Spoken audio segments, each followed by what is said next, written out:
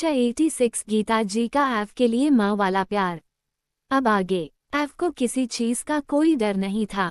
एव रूम से बाहर निकल सीढ़ियों से नीचे आता है तो गीता जी डाइनिंग टेबल पर शायद कुछ नाश्ता लगवा रही थी किसी के लिए।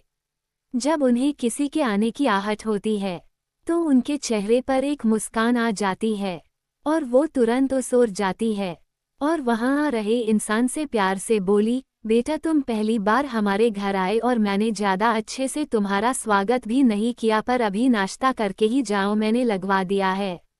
उद्धरण चिन्ह। वो इंसान एव था जिसने कल रात को गीता जी से ही सिमी के हाथ से रिलेटेड कुछ उसे समझाने के लिए उसके पास जाने को उनसे पूछा था। गीता जी वैसे भी एव को मानती थी और उन्हें ये भी पता था कि ये सब एक बहाना है उसका, पर वो बस मुस्कुरा हाँ बोल देती है और ये भी कहती है वो समीर को संभाल लेंगी। एव उनसे रिस्पेक्ट के साथ बोला, नहीं मॉम अभी जाना होगा, मैं फिर कभी कर लूँगा।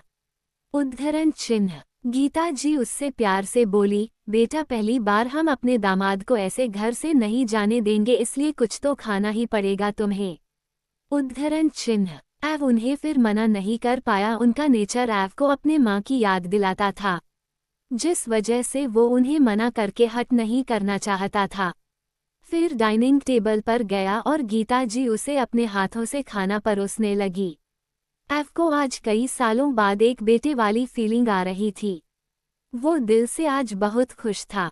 वो नाश्ता करने के बाद गीता जी से रिस्पेक्ट के साथ जाने को बोलकर गीता भवन से बाहर निकलने लगता है, पर तभी उसे पीछे से किसी की गुस्से से भरी आवाज आती सुनाई दी। एव उस आवाज को सुन खुद से ही गहरी सांस लेकर बोला, ये अगर मेरी लिटिल वाइफ का भाई नहीं होता तो अब तक तो मैं इसका। उद्धरण चिन्ह। वो आगे कुछ न बोलकर पीछे मुड़ता है तो समीर बड़े ही घमंड में अपने पॉकेट में हाथ डाले गुस्से से एव से बोल रहा था, तुम्हारी हिम्मत कैसे हुई मेरे घर में इतनी सुबह सुबह आने की। उसकी बात पर एव भी अपने दोनों पॉकेट में हाथ डालकर बड़े ही घमंड में लेकिन ईमानदारी से बोला, मैं इतनी सुबह से नहीं, रात से यही हूँ। उद्धरण चिन्ह। समीर का मुंह लाल हो गया उसकी ये बात सुनकर कि उसी के घर में उसी का दुश्मन रात से है और वो इतने अच्छे से बता भी रहा है। समीर खिसियाते हुए अपनी माँ की तरफ देखता है जो अपनी नजरें इधर उधर घुमा रही थी। समीर समझ जाता है कि ये उसकी माँ का ही किया धरा है। समीर फिर एव से बोला, अब आइंदा से मेरे घर क्या मेरी बहन के आसपास भी मत दिखना, क्योंकि बहुत जल्द मैं उसकी शादी तुम्हारी आंखों के सामने किसी और से करवाऊंगा। उद्धरण चिन्ह। एव उसकी बात सुनकर एक डेविल स्माइल करते हुए बोला, इस दुनिया के किसी भी लड़के में ना तो इतनी औकात है और न ही इतनी हिम्मत कि वो अखंड वाधवा की वाइफ को आंख उठाकर करके भी देखे। शादी तो बहुत दूर की बात है। उद्धरण चिन्ह। समीर एव को ताकत को अच्छे से जानता था पर वो भी हार मानने को तैयार नहीं था। वो जैसे ही कुछ बोलने गया गीता जी जल्दी से आकर समीर के आगे एव से प्यार से बोली, बेटा मैं इसे देख लूंगी, तुम अभी आराम से जाओ। उद्धरण चिन्ह। एव बस हाँ में सर हिलाता है और समीर को वार्निंग भरे लुक में देखते हुए चला जाता है और समीर खुन्नस भरी नजरों से उसे देखता रह जाता है। समीर गुस्से में अपनी माँ से बोला, कोई तो होगा ना जो इसके खिलाफ जाएगा और जिसे मैं बहुत जल्द ढूंढ लूंगा। उद्धरण चिन्ह। ये कहकर वो अपने रूम में चला जाता है और गीता जी सोच में पड़ जाती है। उसकी बात सुनकर इधर वाधवा हवेली में आज सभी सिमी की फैमिली से मिलने जाने वाले थे, इसलिए सब खुश थे। अन्वी भी बहुत खुश थी, पर चिक्की को अभी ये नहीं पता था कि समीर सिमी का ही भाई है और चिक्की ने बहुत कुछ समीर के बारे में उल्टा सीधा सिमी से कह दिया था। वो अमीरजादे टाइटल के साथ उसने नाम नहीं बोला था समीर का। इधर धैर्य मन में बहुत दुखी था पर उसे सिमी से एक बार माफ़ी भी मांगना था अपनी माँ की करनी के लिए, जिस वजह से वो भी सबके साथ मिलकर खुश था। पर शिवी को वो खुशी सिर्फ दिखावा लग रही थी। दोपहर में गीता भवन के सामने 4 लग्जरियस कार आकर रुकती है और उसमें से अधिराज, श्लोक, आस्था, सारिका, सात्विक, कहाना, धैर्य, शिवी, वीर, चिक्की सभी बाहर निकलते हैं। अन्वी ने पहले से ही सिमी को बता दिया था कि आज सभी आने वाले हैं। सिमी समीर को लेकर परेशान थी, पर गीता जी ने समीर को अच्छे से समझा दिया था कि अपनी दुश्मनी बाद में निभाए, क्योंकि इतने सालों से उन लोगों ने ही सिमी और अन्वी का इतना अच्छे से ख्याल रखा था। समीर को उनकी बात तो सही लगती है, पर वो कह देता है कि वो किसी से ज्यादा बात नहीं करेगा, जिस वजह से उसकी माँ भी मान जाती है। अधिराज वाधवा और बाकी सब जब वहां पहुंचते हैं तो रास्ते में ही उन्हें गार्डन में दो लोग दिखते हैं, जिन्हें देखकर अधिराज वाधवा का मुंह के रंग उड़ जाता है। तो कौन है वो? अन्वी ने पहले से ही सिमी को बता दिया था कि आज सभी आने वाले हैं। सिमी समीर को लेकर परेशान थी, पर गीता जी ने समीर को अच्छे से समझा दिया था कि अपनी दुश्मनी बाद में निभाए, क्योंकि इतने सालों से उन लोगों ने ही सिमी और अन्वी का इतना अच्छे से ख्याल रखा था। समीर को उनकी बात तो सही लगती है, पर वो कह देता है कि वो किसी से ज्यादा बात नहीं करेगा, जिस वजह से उसकी माँ भी मान जाती है। अधिराज वाधवा और बाकी सब जब वहां पहुंचते हैं तो रास्ते में ही उन्हें गार्डन में दो लोग दिखते हैं, जिन्हें देखकर अधिराज वाधवा का मुंह के रंग उड़ जाता। 87 शादी की बात और समीर की फॉर्सफुल किस। अब आगे। अधिराज वाधवा और बाकी सब जब गीता भवन पहुंचे तो उन्हें गार्डन में दो लोग दिखे, जिस वजह से अधिराज वाधवा के कदम चलते चलते वहीं रुक गए और उनकी आंखें कठोर हो गई। सारिका वाधवा भी अपने पति की नजरों का पीछा की तो उनकी भी आंखें उन दोनों लोगों पर जमसी गई। बाकी सब उन्हें ऐसे रास्ते में खड़े देखकर कंफ्यूज होकर एक दूसरे को देखने लगे। अन्वी की नज़र जब उन दोनों पर गई तो अन्वी खुश होते हुए उनके पास चली गई, और वो जो दो लोग गार्डन में बैठे थे पेड़ की छाव के पास, जब उन्हें किसी की अपने पास आने की आहट हुई तो वो दोनों ही उस ओर देखने लगे। वहां से एक लड़की चलकर आ रही थी, और पीछे उसके जो जो लोग खड़े थे उन्हें देखकर उन दोनों के चेहरे अजीब रहसे हो गए। अन्वी मुस्कुराते हुए उनके पास जाकर बोली, नमस्ते दादाजी और दादी जी। उद्धरण चिन्ह। वहां गिरधर जी और जानकी जी बैठे हुए थे। अन्वी की आवाज सुन वो दोनों उसके तरफ देखने लगे। गीता जी ने अन्वी के बारे में सब बताया था, जिस वजह से उन्होंने उससे प्यार से कहा, आप अन्वी हो न बेटा। अन्वी मुस्कुराते हुए हाँ में सर हिला देती है। उसके बाद गिरधर जी उसके पीछे खड़े इंसान से अजीब तरह से बोले, और तुम यहाँ क्या कर रहे हो?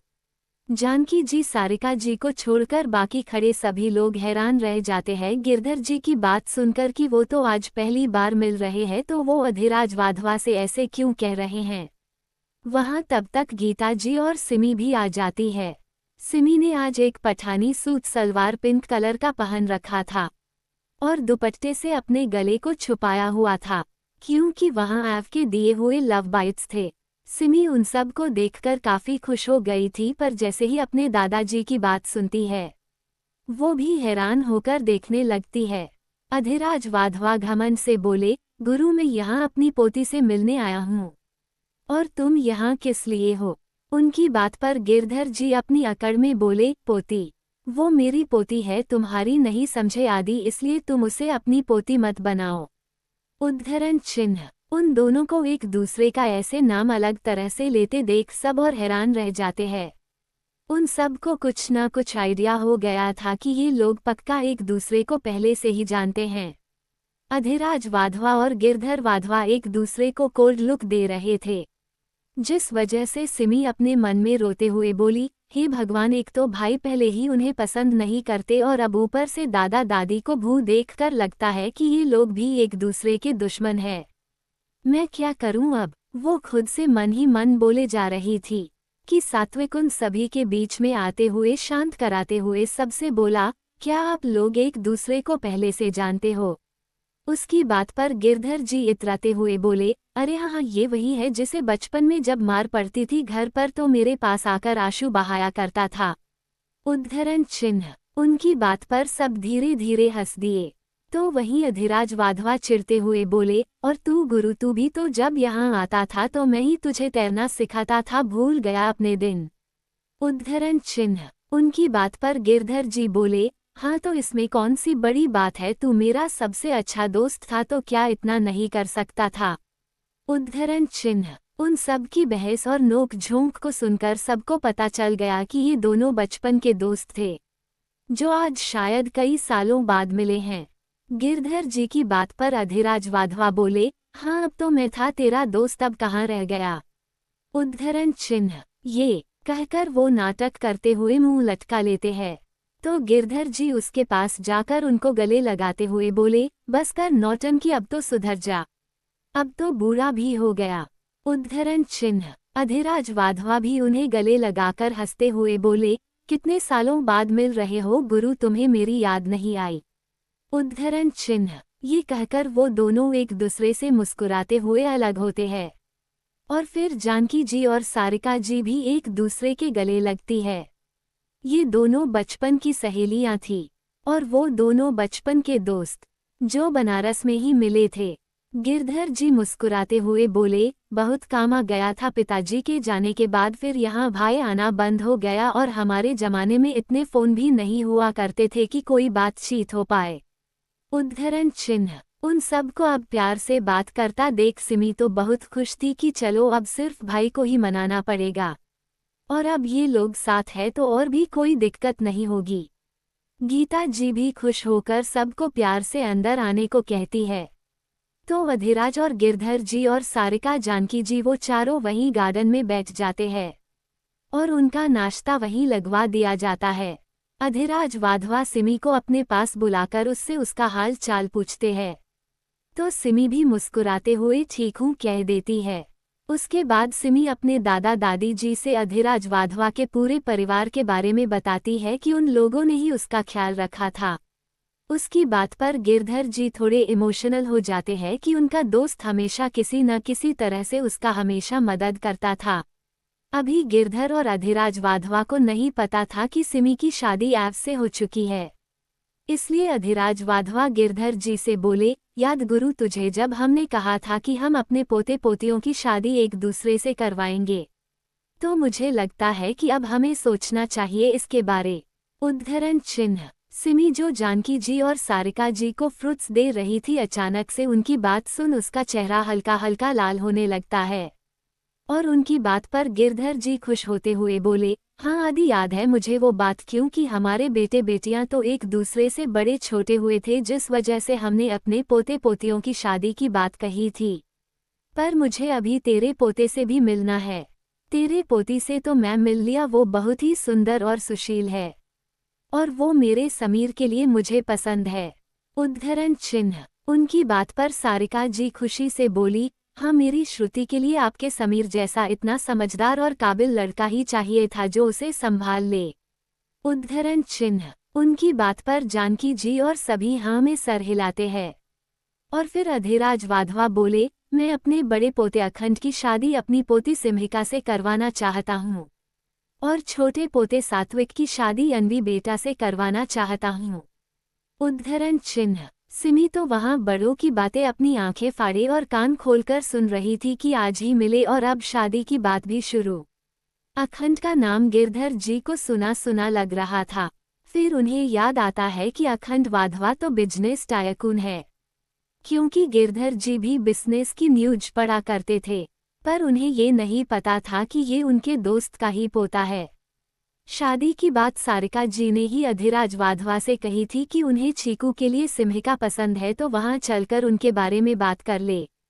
फिर वो लोग ऐसे ही बातें करने लगते हैं और फिर सिमी अंदर सबके पास चली जाती है। समीर अपने स्टडी रूम में ही था और चिक्की को वॉशरूम जाना था, जिस वजह से उसने सिमी से कहा तो सिमी ने उसे ऊपर से लेफ्ट जाने को बोल दिया। तो चिक्की भी ऊपर आई। चिक्की जब लेफ्ट मुड़ रही थी तभी वो किसी से टकरा जाती है और गिरते गिरते बचती है। चिक्की खुद को सही से खड़ा करते हुए गुस्से से सामने वाले इंसान से बोली, यू इडियट, देखकर नहीं चल। वो बोलते बोलते चुप हो जाती है और सामने खड़े इंसान को हैरान होकर देखने लगती है। वहाँ समीर अपने पॉकेट में हाथ डाले उसे ही देख रहा था। चिक्की थोड़ा अजीब तरह से हंसते हुए बोली, तुम यहाँ कैसे, क्या तुम यहाँ काम करते हो? समीर अभी भी अपने सामने खड़ी झल्ली सी लड़की को देख रहा था जो उसके ही घर में आकर उससे ही पूछ रही थी। समीर को कुछ न बोलता देख चिक्की थोड़ा इस बार गुस्से में बोली, अमीरजादे, मुंह में जुबान नहीं है क्या? या फिर तुम यहाँ पोछा झाड़ू का काम करते हो? चिक्की बकबक किए जा रही थी और अब समीर बिना किसी भाव के उसके करीब आ रहा था। और चिक्की थोड़ा हड़बड़ाते हुए पीछे जाते हुए बोली, देखो अगले बार तुमने मुझे जबरदस्ती किस किया था, पर इस बार तुम कुछ नहीं कर सकते मेरे साथ, क्योंकि ये मेरी दोस्त का घर है और वो तुम्हें नौकरी से भू निकाल। समीर उसे दीवार से लगाते हुए उसके होठों पर अपनी एक उंगली रखते हुए धीरे से बोला, शुश कितना बोलती हो, कभी सुनना भी सीखो। उद्धरण चिन्ह। चिक्की अपनी धड़कनों को संभालते हुए उसको आंखों में देखने लगती है। वो दोनों बहुत करीब थे। अगर कोई भी थोड़ा सा हिलता तो आराम से एक दूसरे के लिप्स टच हो सकते थे। चिक्की हकलाते हुए बोली, छोड़ दो, मुझे जाने दो, मैं पक्का कोई कंप्लेन नहीं करूंगी तुम्हारी। उद्धरण चिन्ह। समीर हल्की सी स्माइल करते हुए बोला, अगर कर भी दोगी तब भी मैं तुम्हें अब तो नहीं छोड़ूंगा। उद्धरण चिन्ह। चिक्की मुंह खोले उसकी बात सुन रही थी। वो अपने हाथों से उसे दूर कर रही थी कि समीर उसके हाथों को अपने एक हाथ में पकड़कर उसके हिलते होंठों पर अपने होंठ रख देता है। क्योंकि समीर जब भी चिक्की की करीब होता था वो खुद को रोक ही नहीं पाता था। और चिक्की की आंखें फैल गई समीर के एक बार फिर किस करने से, वो भी जबरदस्ती। चिक्की को समीर के सॉफ्ट से किस से बहुत अच्छा लग रहा था और उसकी आंखें अपने आप बंद हो गई थी। पर तभी उसके कानों में किसी के उसी तरफ आने की आवाज सुनाई देती है। चिक्की अपने होश में आकर समीर को खुद से दूर करने लगती है, पर समीर तो अभी चिक्की के पिंक होंठों को चूमने में बिजी था। चिक्की बहुत घबरा रही थी और नॉनस्टॉप किस से उसकी सांसें भी अब भूल रही थी। वो आवाज अब और साफ सुनाई दे रही थी और चिक्की मन ही मन समीर को गालियां और कोस रही थी। पर जब तक वो जो कोई भी था पास आता तब तक समीर ने चिक्की को अपने पकड़ से रिहा कर दिया और चिक्की लंबी लंबी सांसें लेने लगी। उसको चेहरा लाल हो चुका था और समीर के फेस पर एक स्माइल थी। वो इंसान सिमी थी को चिक्की को काफी देर लग जाने से ढूंढने आई थी। वो जब वहां आती है तो चिक्की के लाल हुए चेहरा देखती है तो जल्दी से उसके पास जाकर टेंशन में बोली, चिक्की क्या हुआ तुम्हें, तुम ठीक हो न, और ये चेहरा क्यों लाल।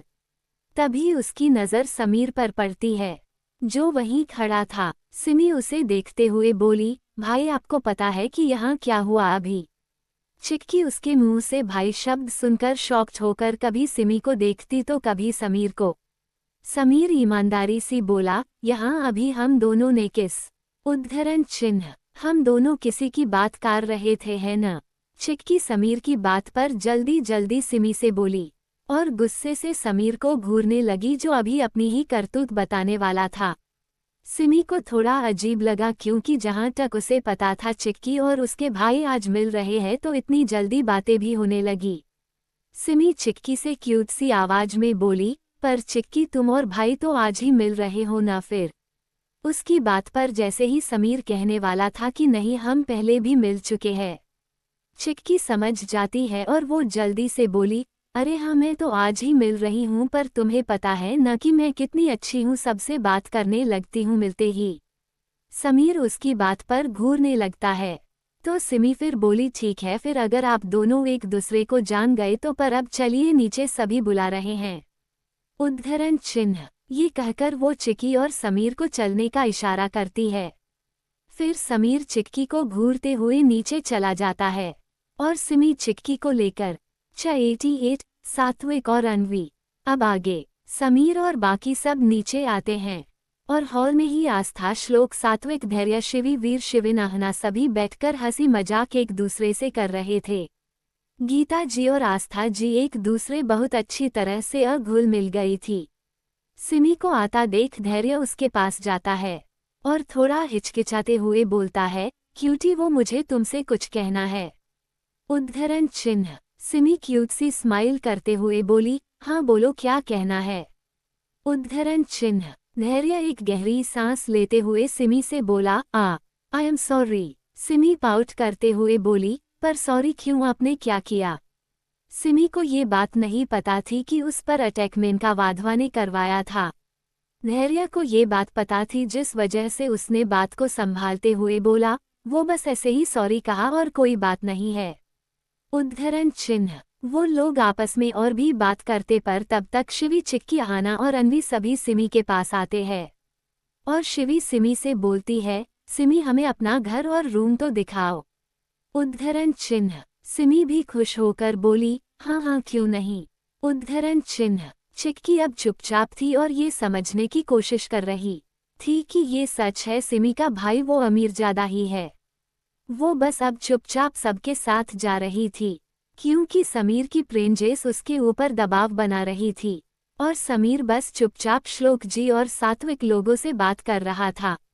सिमी अपना सारा घर दिखाने के बाद सभी को अपने रूम में ले आती है और अपने भाई की तारीफों के पुल बांधने लगती है कि उसका भाई उसका बहुत ख्याल रखता है, ये वो और भी बहुत कुछ।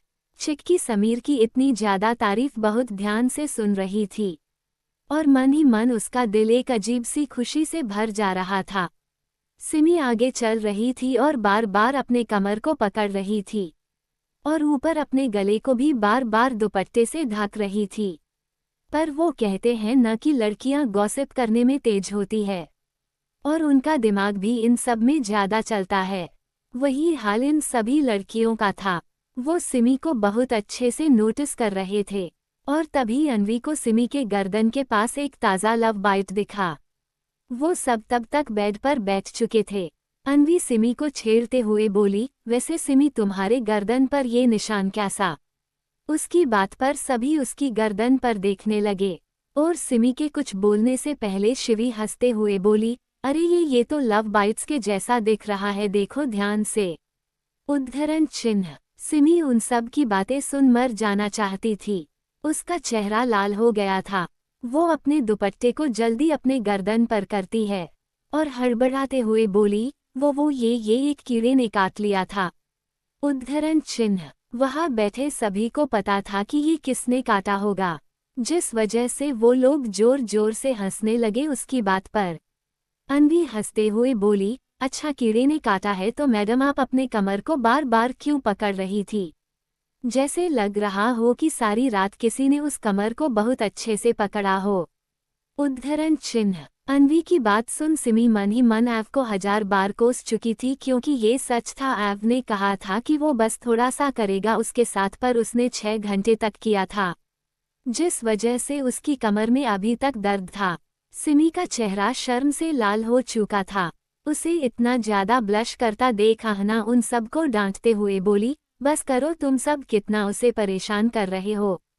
उद्धरण चिन्ह। उसकी बात सुनकर सिमी जल्दी से अपना सर बच्चों के जैसे नीचे झुका ली और फिर बाकी सब मुस्कुराते हुए चुप हो गए। पर अन्वी के मन में बहुत कुछ चलने लगा था और वो कुछ सोच भी रही थी। इसी तरह फिर बातचीत में शाम हो जाती है। वहाँ ऐव नहीं था, जिस वजह से समीर ज्यादा परेशान नहीं हुआ। फिर सभी एक दूसरे को बाय बोलते हैं और फिर मिलने आने का बोल हवेली वापस निकल जाते हैं। अन्वी भी अब सिमी के साथ रहने वाली थी, पर कल से आज उसे अपना सारा सामान पैक करना था।